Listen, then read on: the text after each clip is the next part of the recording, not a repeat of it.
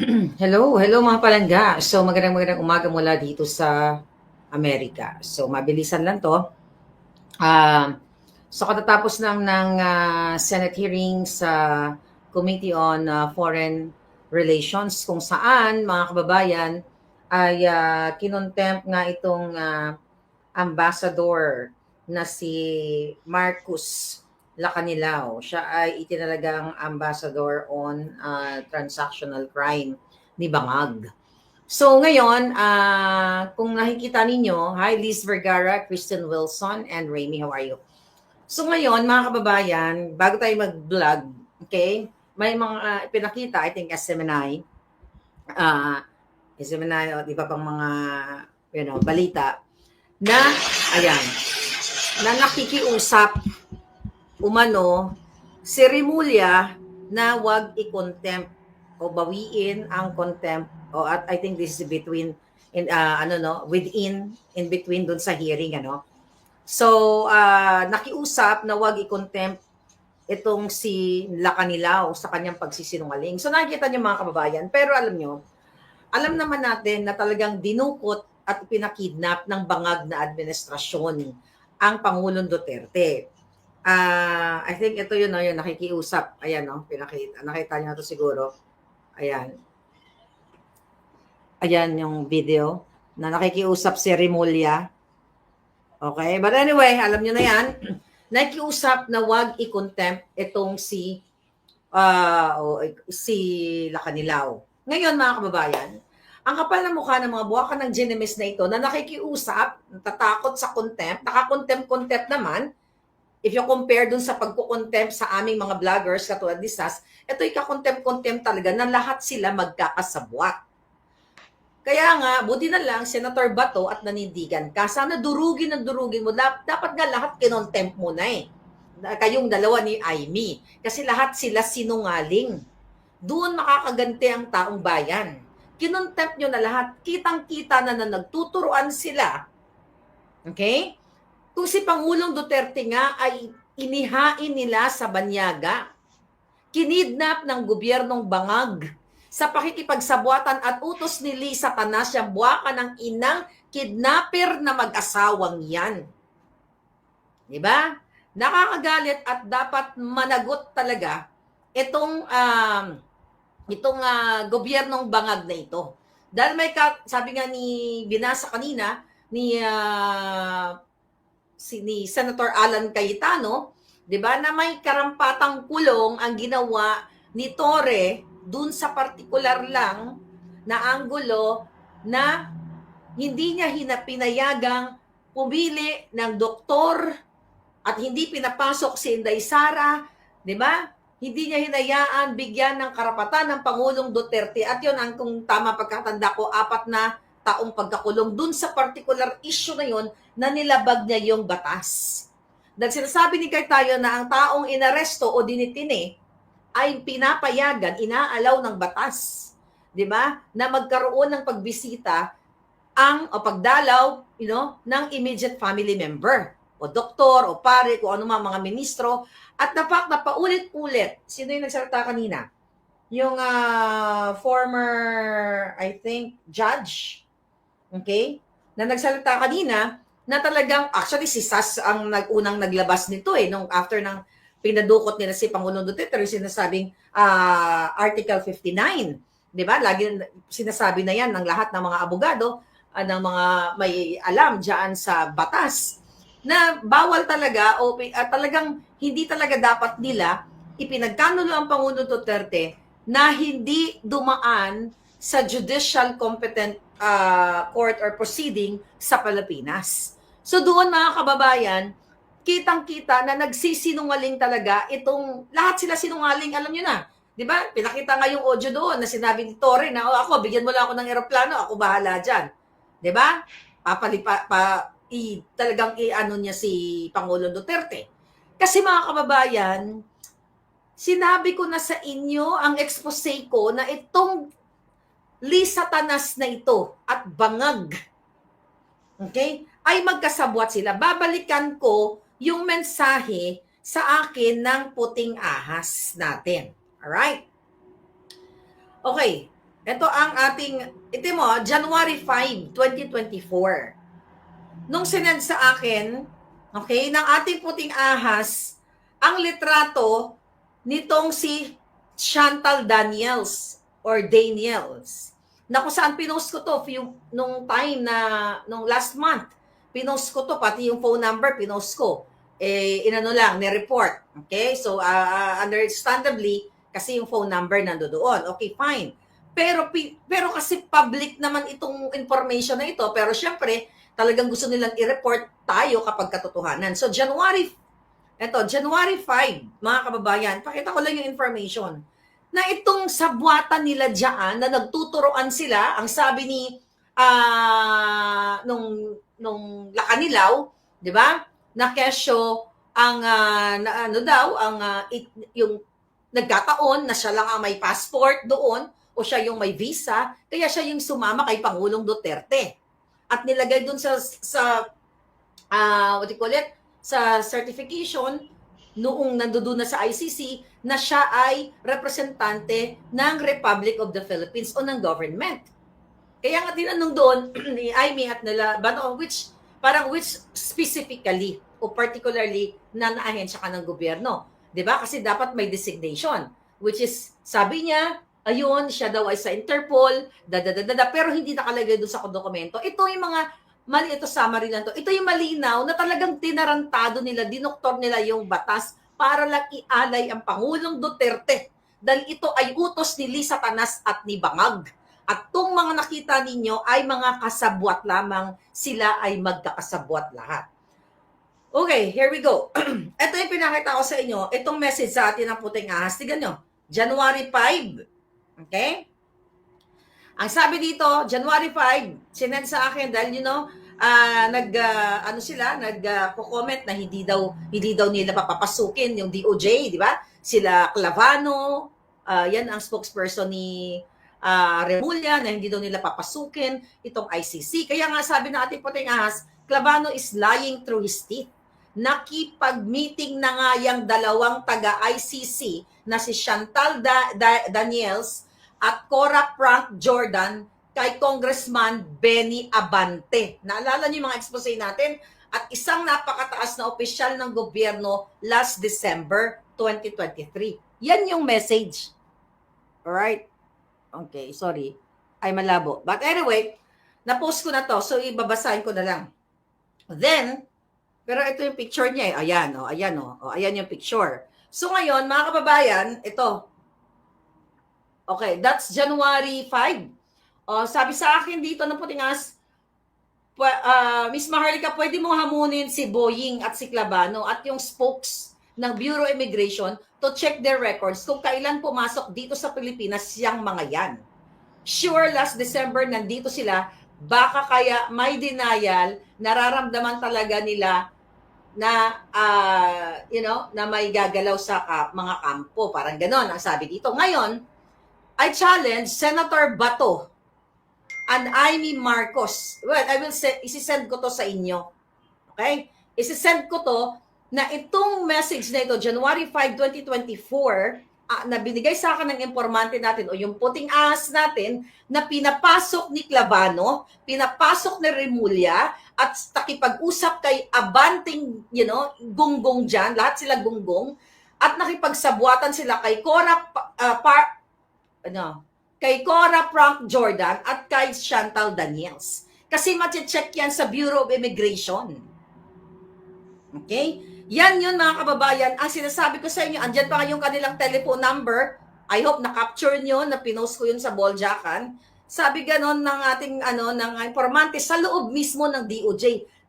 Si Clavano epal na sinungaling pa.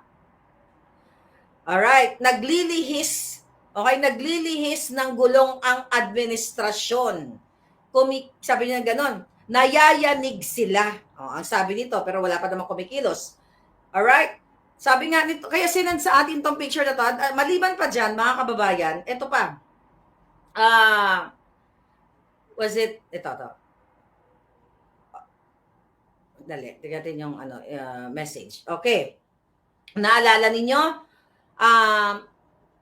November 7, 2024, inulat ko sa inyo na ayon sa ating puting ahas, sabi niya, there are several ICC teams come to our country sequentially since October.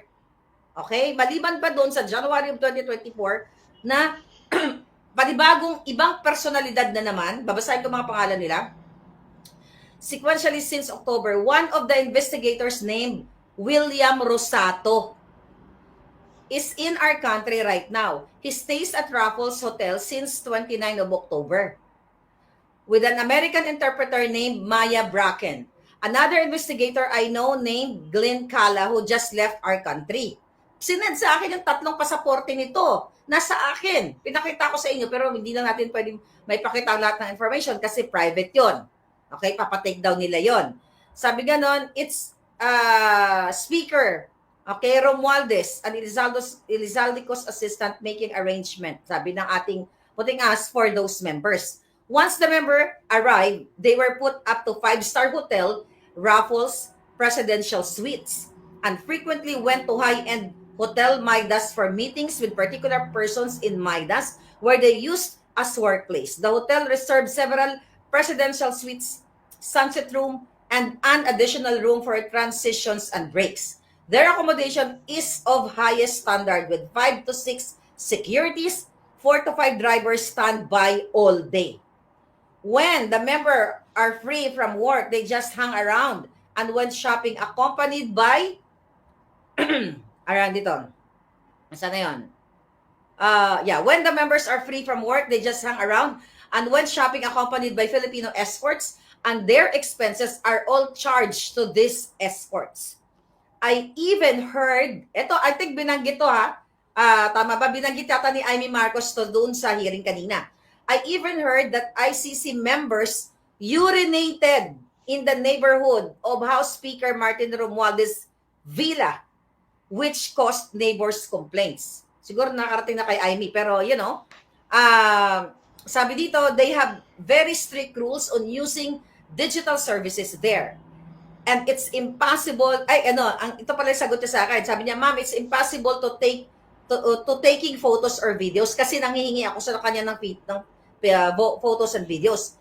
Sabi niya, but I know they frequently have meetings at Midas Hotel these days and will go there, meet some important individuals in day or two. And House Speaker Martin Romualdez is recently arranging operations with ICC, though our country didn't join ICC, and BBM recently also claimed that our government will not cooperate the investigation of ICC. Sabi niya dito, then, Sonny Trillanes has been authorized by BBM to serve as the government representative responsible for engaging with the ICC members. So ito, ayan o, ito ang pinakita. Huwag ko lang ipakita lahat ng information. Pakita ko lang yung passport. Wala yan? Oh, passport photo yan ha. Passport photo yan. Yan yung si Bracken na interpreter. Another, itong Rosato, yung binanggit, napakita na natin to. Okay, passport photo lang ipakita natin. Ayan. Alright, picture.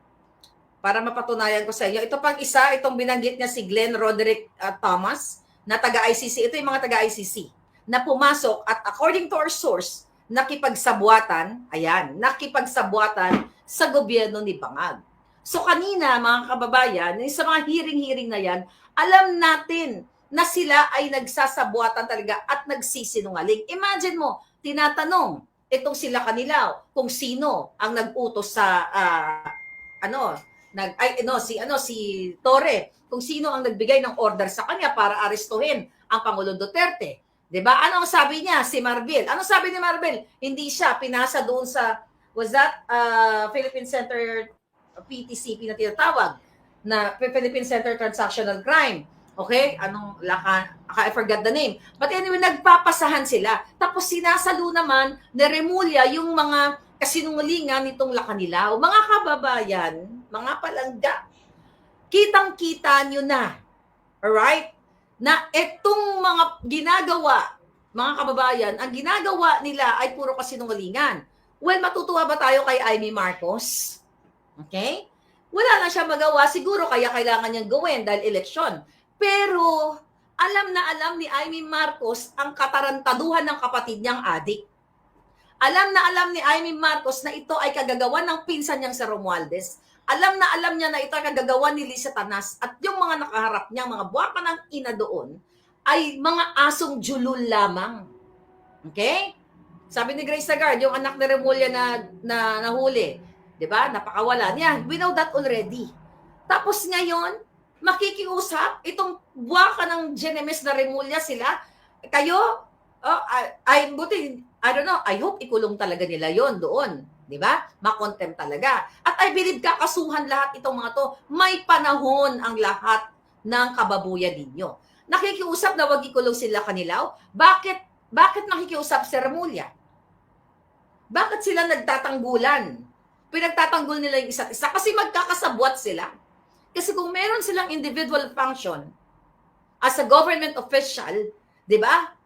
Na-release na po dahil kay sis. Na-release na? Oh, tignan mo. Na-release na daw. Kung sabi ni Man Gatuan ko, oh, kita mo? O kung yan ay totoong information mo, man, okay, na na-release.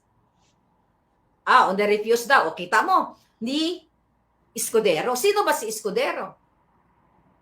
Ha? Sino ba ang dahilan ko bakit nakaupo yan dyan sa Senate? At sino ba ang amo ni Escudero? Diba si Zatanas? So malinaw you connect the dots. Itong effort, group effort ito ng mga bangag. Group effort ito, kaya hindi ka rin bibilib kay Amy Marcos. Although may nakuha tayong information, kasi ginagago Amy. Maniniwala lang ang taong bayan sa iyo kung ilabas mo at ikaw mismo ang magtestimonya na ang kapatid mo ay Addictus Benedictus. Hindi kami naniniwala kahit sa mga ganitong klase. Okay? Na mga na mga kadramahan dyan. Although may nakukuha kaming information, ilabas mo, magsalita ka dahil nag-usap naman tayo. Na alam mo, tinatanong mo, di ba? Remember, i-connect natin. Okay? Yung yung vlogger. Di ba? Vlogger yun. Yung Addictus pala. Okay? Yung Addictus na pinadalan ko ng pera. 'Di ba? Na ipinakiusap ko sa iyo na baka pwede bigyan mo ng trabaho. Ang sagot mo sa akin, kasi sabi ko, ay Senator Amy kasi magsasalita ito. Natatakot ako for your kapatid, for your bangag. Ang sabi mo sa akin, alin yun, Maharlika? Yung pag-uutos dito kay Pebbles sa pagbili ng asin o ng pulburon. Remember that? Kaya alam mo na Addictus ang presidente. The reason why nagkakaganito lahat, pati ang sister-in-law mong Judas, na kidnapper, alam mo ito. Kaya hindi ako bumibilib sa mga dramatic. Actually, kulang yung performance mo. Dahil kung ako ang nandiyan, Jutang Genemes, lahat ng kasinungalingan nila, iko-contempt ko. But syempre, ang makapangyarihan pa rin yung Senate President. Diba? Dahil siya, kaya nga, na-lift, diba? Kung totoong na-lift yan, tignan natin. Okay, tignan natin to, ha? Para lang sa ating para may peace of mind lang tayo. Escudero, tignan natin, ha? Kung anong sinabi dito. Lift, contempt. Okay? Lakanilaw. Okay, tignan natin. So ngayon, kung gusto mo talaga, ayan, just in. Ano to? So, Amy Marcos Office says Special Envoy on Transnational Crime, Ambassador Marcos Lacanel has been released. Ayan nga, from Senate Detention Facility. Ganon kabilis. Pero si Colonel Grijaldo, na kinontempt nila, isang police na totoong naninilben, hanggang ngayon ikinulong nila. Pero itong buwaka ng inang sinungaling na to, ayan, released from Senate Detention Facility. Marcos Office claims Senate President Chis Escudero refused to sign the contempt order requested by the Senate panel on foreign relations. Wala na pong batas sa Pilipinas. Kitang-kita na nagkasala, nagsinungaling, ayaw i-contempt. Kasi kasabwat yan si Lisa Tanas, si Puso, Kilay, sa lahat ng pagigipit nila sa Pilipino at kay Pangulong Duterte. Imagine mo, ayaw niyang signan. Kaya wala ring power itong si Bato at dyan si Amy Marcos kahit i-contempt niya lahat. So anong kailangan ng tao? People power.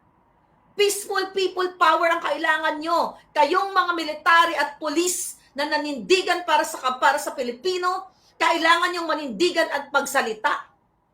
Yan ang totoo. Hindi nyo kailangan maging marahas dahil karapatan nyong ipagtanggol ang bayan. Kitang-kita na nagsasabwatan ang bangag na gobyerno na content na kitang-kita na nagsisinungaling lahat. Dinoktor nila ang mga papeles, 'di ba? Ang sabi nila kalinaw, yung pinirmahan niyang papel na yon para isubmit sa ICC March 11. Tapos pagdating kay DOJ, no, March 12. Kasi ang padalan kasi medyo mahina ang internet at medyo nagkakagulo na ngayon. Puro lahat kaputaan ka, jotahan, lahat niloloko na kayong mga pulis, mga sundalong tagapagtanggol ng bayan. Ano pinagtatanggol nyo? Addictus. Ayaw i-contempt. Ano sabi dito? Ambassador Marcos Sacana has now been released despite being cited in contempt for lying and giving misleading statements on the arrest of former President Rodrigo Duterte. So anong mensahe nito? Pinagtatawanan na lang tayo. Pinagtatawanan yung mga si Bato at si Aimee. Well, pabor naman sa kapatid niya lahat yan. Ayaw niya lang magsalta. Kahit i-contempt nyo, hindi rin namin pipirmahan. Ganito katalamak ang bayan ninyo dyan sa Pilipinas. Ibig sabihin kahit sino pwede na lang, what? Ipahamak, ipadukot. Tignan nyo yung kidnapping ngayon, yung napatay. I'll talk about that later. Yung mga Chinese. Kayong mga businessmen, business personalities na mga Chinese na kayo ay nagdinegosyo lamang ng maayos dyan. Binibiktima na kayo, kidnap or ransom. Nagbibigay pa kayo dyan. For sure, pag iniimbita kayo dyan sa mga event sa Love for All ni Lisa Tanas, nagbibigay kayo ng pera. Di ba? Nagdo-donate kayo, nagdo-donate kayo kasi nire-require kayo. Kailangan nyong manindigan. Kung inaari nyo na yung mga Filipino business, personalities na matagal na sa Pilipinas, dyan na kayo nabuhay, ng anak, yumaman, di ba, na minamahal nyo, inaakap nyo na ang Pilipinas, you also have to speak up. Lalo na ang taong bayan. Harap-harapan na ito na nagsisinungaling lahat. Former President,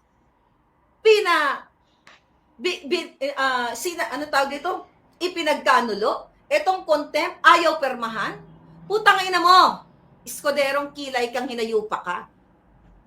Jutang dyanina mo, may araw ka din. Mananagot ka sa lahat. Kaya kayong mga pulis na mga takot, di ba? Mamamatay na lang kayong takot. Ang mga pamilya ninyo at ang inyong mga anak nanamnamin ang lahat ng kabangagan ni Marcos kung hindi kayo maninindigan at mag-speak up. Hindi nyo kailangang magbang-bang-bang. Kailangan nyo lang gayahin si Patrolman Fontanilla ba yon? Yung nag-resign na pulis na nanindigan. Dahil nung siya ay nagsalita at siya ay nagbigay ng kanyang sentimiento about kay PRRD, anong nangyari dun sa patrolman na yun? Ginipit, pinatawag, kinakasuhan. Anong ginawa niya? Nanindigan siya, nag-resign siya. Dahil siya ay may paninindigan. Fontanilla, tignan ko lang. Sinend ko yun. Can you comment yung kanyang pangalan? Fontilla, di ba? So yan yun mga kababayan. So kailangan ninyo, okay? Kung ayaw nyo manindigan, yung mga polis at mga sundalo, alright? At ipaglaban ng bayan ninyo sa isang bangag at addictus na mga na presidente at sa kanyang mga asong julul, pag natsugi na kayo, sasakit man o atakihin kayo o mabaril kayo sa inyong serbisyo, mga kababayan, kawawa ang inyong mga iniwan na mga anak. Dahil dadanasin nila itong pattern ng mga bangag.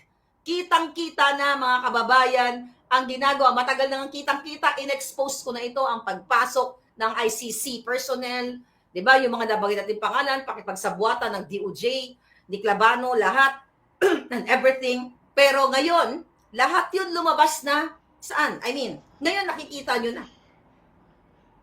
Alright? Mukhang, okay, huwag kayo magpapaniwala kay Aimee Marcos. Dahil ang ugat ng lahat ng nangyayari ngayon sa atin ay pamilya niya, yung close, yung sila, immediate family niya. Alam ni Aimee Marcos na addict si Bangag at alam ni Amy Marcos na ang lahat ng panggigipit sa Pangulong Duterte at sa mga vloggers ay gawa ng kapatid niya at ng kanyang Judas, kidnapper, pareho lang, na kanyang sister-in-law na si Lisa Tanas.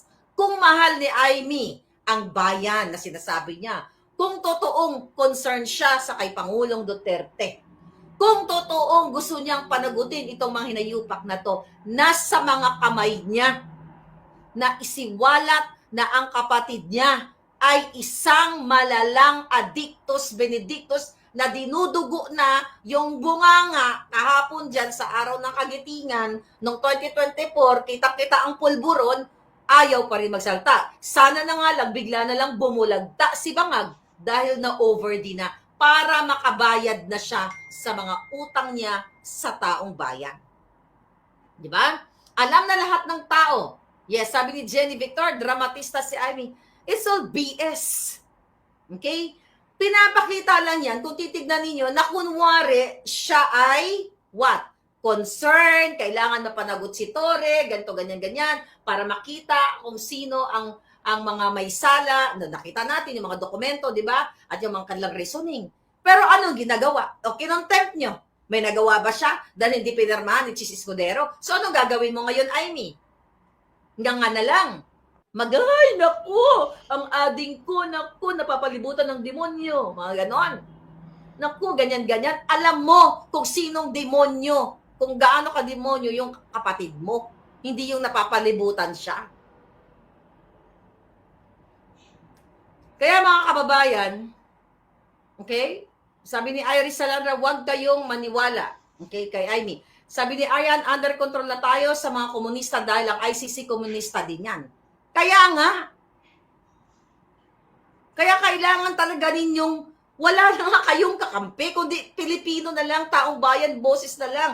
Yung matataas na general, nakita nyo naman doon, PNP, AFP, magsabuatan sila. Magkano ang nakakamal na salapi ng mga jutang dyan yan? Ang sarap ng buhay ng pamilya nila dahil sinasalaksakan sila ng pera ni Lisa Tanas para lang gawin ang pangingidnap, pangdudukot, panggigipit. Kaya talamak ang kidnapping sa Pilipinas. Hindi nga natin alam. Baka si Lisa Tanas at si Bangag pa ang nagpapakidnap sa mga yan. Dahil may president na nangidnap sila. Kinidnap si Pangulong Duterte, kinidnap yung 2 minor de edad sa Turkey na anak ni Sheena at yung tatay na si Francis Lloyd Tichua, business partner, illegal business partner ni Lisa Tanas, at yan ay in-expose mismo ng former partner niya, which is yun na ang nanay ng mga bata. Kaya rampant ng kidnapping, gusto niyo pa mabuhay sa Pilipinas? Na kapag ginusto kang ipadukot ni Lisa Tanas, ipapadukot ka. At ang pagsisinghot ngayon ng mga pulburon, talamak dyan sa BGC. Ganyan ang bayan ninyo, di ba? Tira mo si Charis. Si Charis, si Sandro. Oh, yung artista na kaibigan niya, di ba? Na si Dali, sino yon? Basta may artista siyang kaibigan na nahuli at nag-positive yung mga gamit doon sa Singapore. Sa Pulboronic, dineport yun. Okay? Dineport yun. Hindi ngayong taon. Basta, was it last? Basta dineport yung artistang kasi maputi. Oh, tinawagan ni Sandro Marcos. May tinawagan siya sa Singapore, whatever, na ilulusot sana yung ano na yon, yung artista na yon, pero pinabalik yun. Alam niya na mga artista kung sino yon. Talamak na ang pulburon dahil nino-normalize nila ang pagsisingot at pag-aadik sa mundo ng showbiz at sa mundo ng politika. At nino-normalize nila ang pangudukot sa mga tao para sa kidnap or ransom. Naalala nyo, yung bata na 14 years old from the British International School. Sino pang susunod na kikidnapin? Yung mga anak ninyo? O, tanggalan ng organ o ibenta kahit kanino? Sino yon? Sino yung kaibigan ni Sandro na yon? Okay? Nahuling pulboronic. Putang ina. Nakita nyo? Pag nahuli, tatawagan. O, baka kaklase ni Sandro, right? Cathy Binag. Si Cathy Binag, lahat ang nag-expose niyan kung sino yung mga addictus. Alright. Lantaran naman ang sabwatan. Yes, lantaran na nga ang sabwatan, mga kababayan. May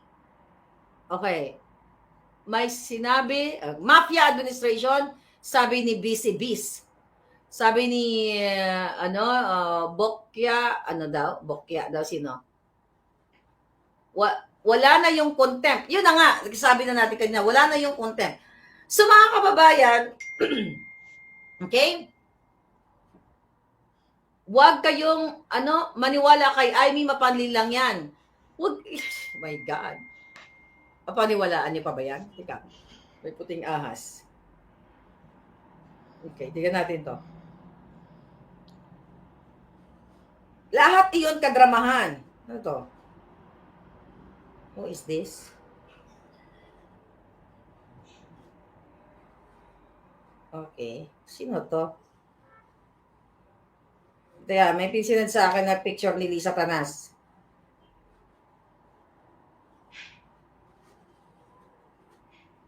Okay. So mga kababayan, si Lisa Tanas lahat ang may pasimuno at si Marcos Jr. ang lahat ng, sila Kanilaw. O, kita mo? O, may nag-send sa akin. Ito pala itsura niya. O, La Kanilaw. At si Lisa Tanas. Anong relasyon nyo? O, diba? Ayan, kasi send lang sa akin. Ang sabi sa akin, Maharlika, sa buwatan talaga yan. Si Marcos La Kanilaw at Lisa Tanas. Ito ang litrato. Okay? O, ayan, mainit-init pa. Ano sila, magjowa? Ano pinag-usapan ng mga yan? Here's another. Sino itong nasa gitna? Oh, ayan, sarap, di ba? Nagiinuman. Ay, ayan. Oh, ha? Oh, ayan si Satanas. Oh. Oh, di ba? Ano pa ba ang gusto niyong gawin? Okay? Ang alam ko hindi ko alam kung sino yung kaibigan niya. Basta may nagtimbre lang sa akin na may artistang Adictas Benedictas na A to A from Singapore, at nag-assist si Sandro, pero hindi pa rin nakalusot sa Singapore kasi mahigpit ang batas sa Singapore, 'di ba, pagdating sa pulburon. So ngayon, La Kanilaw, hindi natin kailangan tanungin. Maliwanag pa sa sikat ng araw, mga kababayan, na talagang ito ay magkakasabwat. Group mafia effort. Sindikato ito. Sobrang sindikato, kaya tayong mga nagsasalita dito ay gustong ipadukot, si Sas gustong ipadukot, ako gustong ipadukot lahat, may assassins na and everything. Si Spokes Harry, di ba, idinidiin, gagawa sila ng kwento, na si Harry nagpakalat ng video. Tapos ngayon, ano ang sabi ng Malacanang? Kailangan daw patunayan na si Bangag ay isang bangag na nag-addictus bago magpa-drug test. Ganyan ba? Kapag kayo, pag ni-require kayo ng mga company ninyo or dyan sa government, yung mga police, di ba, yung nag-undergo kayo ng, nag-undergo kayo ng pulburon test, sasabihin nyo ba, patunayan nyo muna na nagpupulburon ako bago ako magpulburon test. At yung video na yan, ulit-ulitin ko ba, mga kababayan, authenticated yan. Kaya nga, kung inciting to sedition yan, kasi diyan sila diffamatory or inciting to sedition, yan ang gagamitin nila kay Harry at sa akin. Di ba? Kasi totoo naman na ako nagpakalat, inaamin ko naman. Not Harry. Pinalabas yan sa video ko Okay? Kung whether it's defamatory or inciting to sedition, ang ikakaso nila, then bring it on. Para ipakita ko sa korte yung authentication. At nang makaray natin ang forensic expert ng Amerika dito sa Amerika. Bakit hanggang ngayon, isang taon na hindi para duduwag pa rin mga jutang ginemes, ang mga addictus na mga bangag? Puro lang sila, press release, press con, puro black ops, photo op, kung ano-ano pa, para takutin si Maharlika, takutin si Harry, takutin si Sas, takutin tayong lahat para manahimik ang bunganga natin. Where in fact, itong si Abante ay kasabwat ayon sa ating puting ahas na nakipag-usap sa ICC para ipagkanulo ang Pangulong Duterte. Mamaya i-post natin. Okay, dun sa Boljakan, ipopost ko yung picture ni ni Lacanilaw at ni Lisa Tanas. Mamaya, after natin mag-vlog. Yes, alam ko na na-release na nga. Ni-release na nga si Lacanilaw. Kaya nga ano pa? Ginagawa na kayong tanga, ginagawa kayong bulag. Ngayon yung bunganga ni Bangag dumudugo. O ano sasabihin niya? AI na naman yan, yung dumudugo. Live yun. Nakita niyo, di ba? Ano ibig sabihin yan? Dahil manipis na ang kanyang nasal passage or mucous membrane, basta dito, siningutan. At ang kanyang lalamunan, dumudugo na yan Okay? Talagang siguro manipis na. Kaya ang mga dugo, hindi na kayang pigilin. That's really good. Pabor yan sa taong bayan at nakikita ninyo na siya talaga with that manifestation, okay, na merong mga lumalabas sa dugo, marami pa pwedeng, maraming pwedeng dahilan kung bakit dumudugo yung kanyang bunganga o kanyang ilong. Pero kidney failure, yes, may issue siya. Maraming maraming pwedeng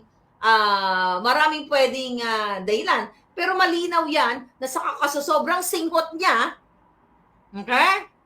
Alam lahat ng mga tao na si Marcos Jr., tao at mga negosyante na siya ay addictus benedictus. Kahit yung mga bakling, yung mga designers na mga scammers na nakapaligid kay Lisa, alam na addict siya. Lahat na nakapaligid dyan, alam na addict si Marcos Jr. At alam ni Amy Marcos. Kaya hindi tayo maniniwala kay Amy Marcos kahit ano pang gawin niyang hearing hanggat hindi siya nagsabi na siya ay magsasalita na ang kapatid niya ay addict. Dahil last year, first quarter of the year, ay sinabi niya yan through our group, through our common friend, na magsasalita siya dahil ipagtatanggol niya si Sarah, dahil kawawa naman si Day Sarah, pinagbibintangan, inaapi, ng kanyang kapatid. At sasabihin na niya, masakit man daw sa loob niya, ganyan-ganyan. At sasabihin niya lang, ading, magpahinga ka na, kailangan mo nang magparehab, ganyan-ganyan. Anong ginawa niya?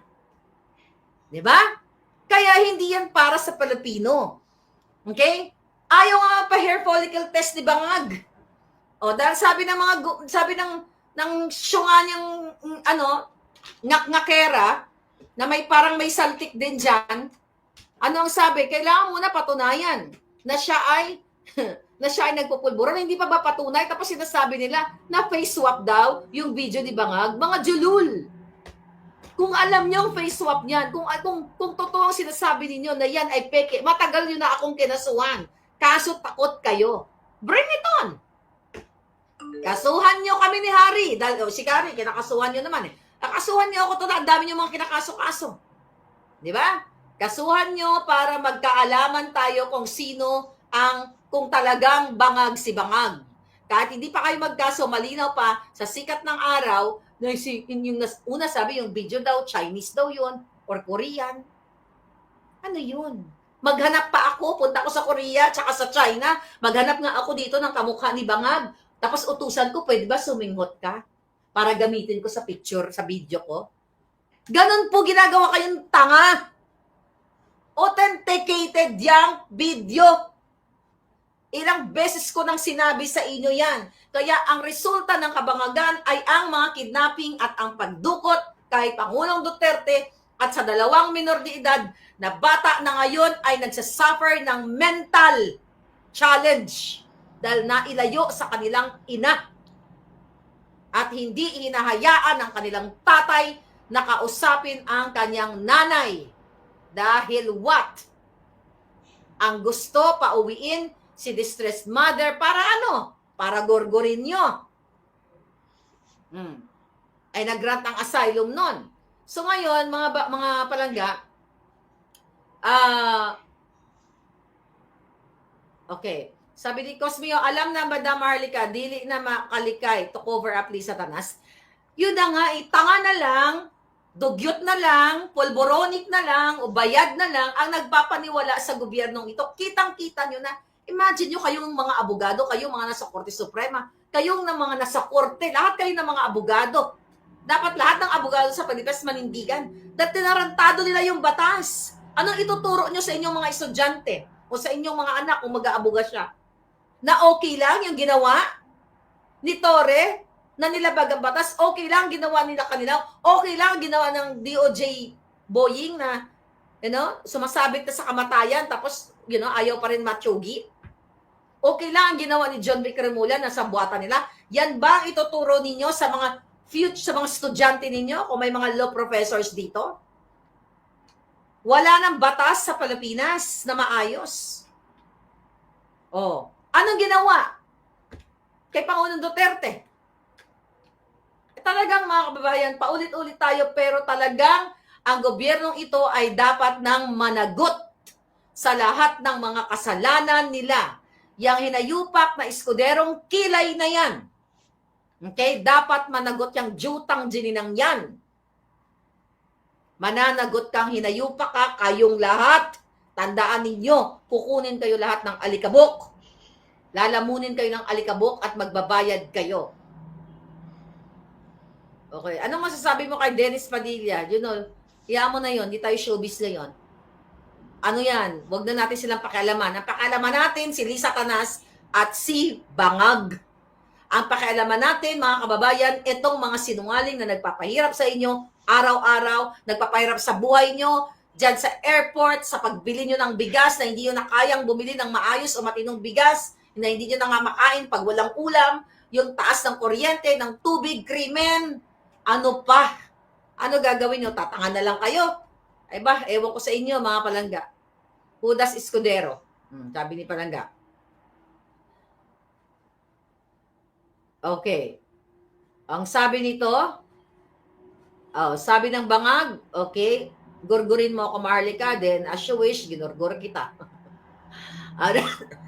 Si Amy walang ginawa nung dinakip si Tatay Diggs. Ngayon lang yan si Amy gumalaw dahil nalaman niyang tagilid siya sa survey at nalaman niyang madami pang sumusuporta kay Tatay Diggs. No vote for Amy, sabi ni MTS. Exactly. Nakita niya na nag-celebrate ang milyon-milyong Pilipino sa buong mundo sa karawan ni PRRD. Gusto niya lang ma-win yung mga DDS. Tanga ka na lang kung susuporta ka kay Amy Marcos o puriin mo.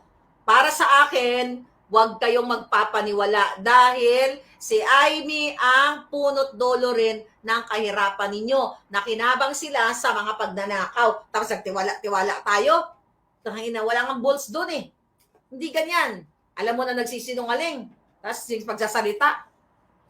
Nung ako alam ko, may ebidensya ako inahawakan na lahat sinungaling, content ko kayo lahat. At least kung lahat yun, makikita ng taong bayan, kinontent na lahat. Tapos nirelease ni Chis Escudero, ni Kilay. Ano pa? Saan kayo tutungo? Ang pera nyo, nilalamo na nila lahat. Lahat ng karapatan ninyo, pagsasalita, malayong pagpapahayag. Inaano na nila, kinukontrol nila, kaya no wonder, itong mga media takot na takot.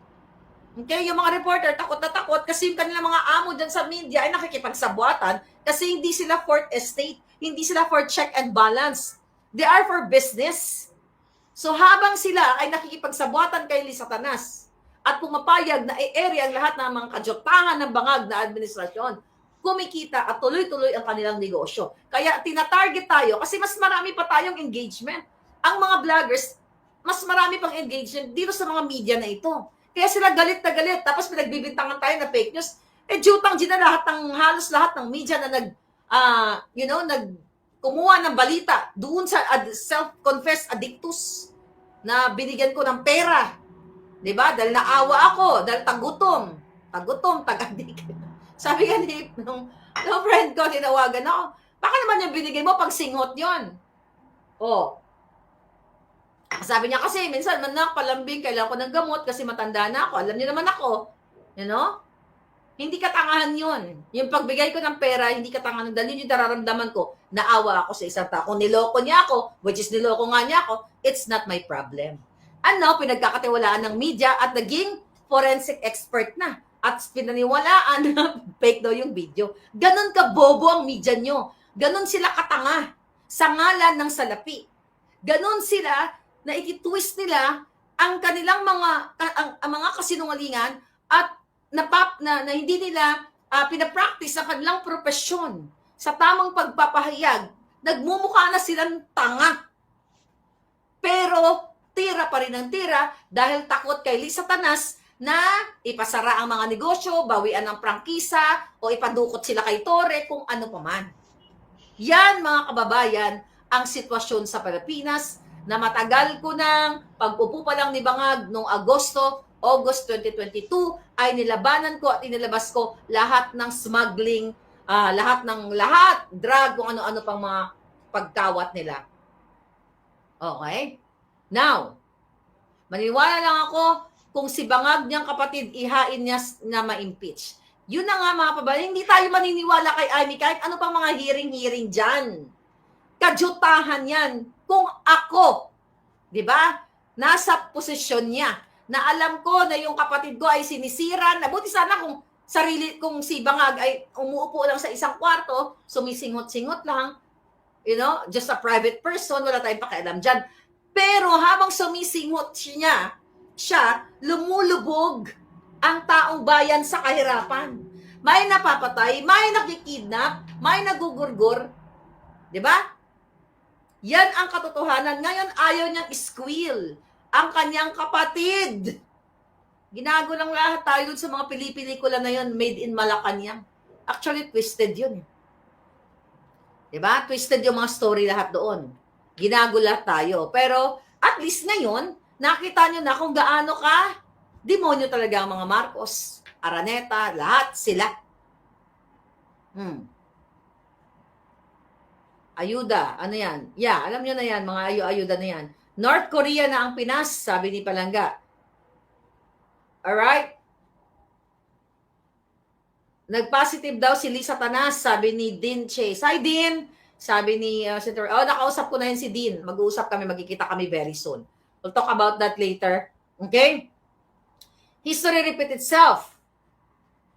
Hindi ko iboboto si Amy, ginagamit lang niya si PRD ko nung maka-Duterte sila, Dominador mo niya. Huwag niyong iboboto yan. Taka ka na lang palaga, iboboto mo pa uli yan. Nabudol na tayo, sinabi na nga ni Inday Sara, never again sa mga Marcos. Porque tagpakita siya, o ano nangyari? Kinontempt nila ni Senator Bato. Sila ba ang may final decision? Si Escudero. O nung PIDEA Leaks hearing, kaya di ba tinanggal who's that? Yung dating Senate President, anong pangalan nun? Si Zubiri. Dahil dun sa PIDEA Leaks. Yan ang totoo. Kaya kahit na si Bato ay mag-contempt din lahat sila doon, wala rin talagang magagawa. Kasi hawak sa liig yung mga Senate President. At sila yung pipirma. Yan ang malungkot na katotohanan sa inyo. Ako, mga kababayan, ulit-ulitin ko, kahit kayo dyan ay gurgurin lahat ni Lisa Tanas, ani Bangag, kahit malunod kayo ng baha, every time, ngayon, tagulan, nakaraan, may baha na naman. Kahit tumaas man ang tubig sa Espanya, saan pa, sa Quezon City, hindi ako mababasa ng baha. Okay? Anong punto ko dito? Ibig sabihin, sa kabila ng hindi ko naman nararanasan ang kahirapan na dinudulot sa inyo, na kahirapan, baha, lahat ng kadyutahan, naninindigan ako at itinataya ko yung buhay ko. May assassin na nga, may mga kaso-kaso pa, pero hindi ko iniinda, nilalabanan ko. Pero kayong mga supot na mga sundalo, kayong mga nasa gobyerno, kayong mga pulis, na ang mga anak ninyo, pag pumapasok, nahihirapan, nababaha, nalalaglag yung mga tula, nababagsak yung mga tulay, at kung ano-ano pa, ang hirap kumain dahil kulang ang budget ninyo, hindi makakain ng masustansyang pagkain, pero tanga pa rin kayo. At supot pa rin kayong mga pulis, at kayong mga sundalo na hindi naninindigan, hindi inciting to sedition, o paglabag sa batas ang mga taong naninindigan. Ngayon, pinagbabawalan kayo, di ba? Na mag-like, mag-comment. Lahat ng mga only sa Bangag administrasyon. Dati, na panahon ba ni Duterte, pinagbabawalan ba kayo mag-like ng mga post na kahit gusto nyong i-post pagdating sa politika? Nagbigay ba ng direktiba si Duterte na, kayo, yung mga dilawan, kayong mga taong gobyerno, kayong mga pulis, nagbigay ba siya ng memorandum na hindi kayo pwede mag-like, comment, and share? Ngayon, yan ang ginagawa sa inyo. Government officials, government employees, police, sundalo, navy, lahat kayo, tanga pa rin kayo. Syunga pa rin kayo. Never ever, mga kababayan, ay nako. ewan ko sa inyo. Bahala kayo. Kung ayaw nyong manindigan, hindi po si Maharlika ang magugutom, hindi si Maharlika ang tatahak sa mga baha, hindi si Maharlika ang babagyuhin or whatever. Kayo na sa Pilipinas. Kayong mga sundalong pulis na walang paninindigan. Kaya kayo nandyan, sumumpa kayo sa flag na ipagtatanggol nyo ang inyong lupang sinilangan. At kung mali, kaya si Patrolman Pontanilla, okay, yung pulis na yan, nanindigan siya. Dahil ang sabi niya, hindi porket presidente si Bangag o commander-in-chief niya, pag mali ang iutos sa kanya ay susundin niya. Yan ang pulis. Dapat nga yan ang mga pinopromote, hindi si Toring kidnapper. Di ba? So yan, mga palangga, mga kababayan, ang inyong tatanasin hanggat hindi kayo naninindigan. Sabi ni Jenica, Marco, anong masasabi mo kay Kerwin Espinosa? Eh di, good job! Eh putang ina, ang daming sinira na buhay niyan. Di ba? Pulburon, you know that already. Buhay pa ba? Oh, good job yan. Oh, hustisya ang tawag dyan. Justice is served. Okay? Yan ang tawag dyan, mga palangga. Oh, commander-in-chief talaga yan, sabi ni Lolita.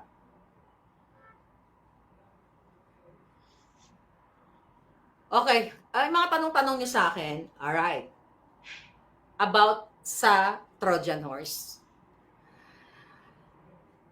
Maging matalino kayo, ulit-ulitin ko.